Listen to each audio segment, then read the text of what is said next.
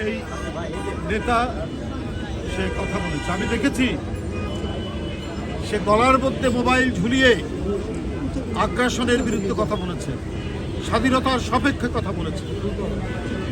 এই দেশকে যারা আমাদের অর্থনৈতিকভাবে, রাজনৈতিকভাবে, সাংস্কৃতিকভাবে আধিপত্য বিস্তার করতে চায়, সে আধিপত্যবাদের বিরুদ্ধে কথা বলেছে। আজকে তার নিবন্ধন দেওয়া হচ্ছে না, তাহলে আপনারা কাদের নিবন্ধন দেবেন?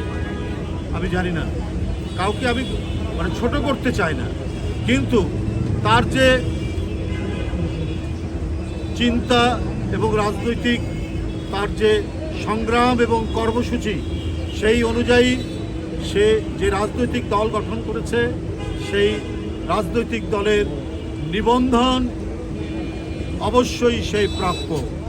এবং এই ন্যায়সঙ্গত কারণে যে অবস্থান ধর্মঘট নাকি অনশন করছে, তার এই অনশন 50 ঘন্টা যে অনশন করছে, এই অনশন কর্মসূচির প্রতি আমি বাংলাদেশ জাতীয়তাবাদী দল বিএনপির পক্ষ থেকে পূর্ণ সংহতি জ্ঞাপন করছি। ধন্যবাদ।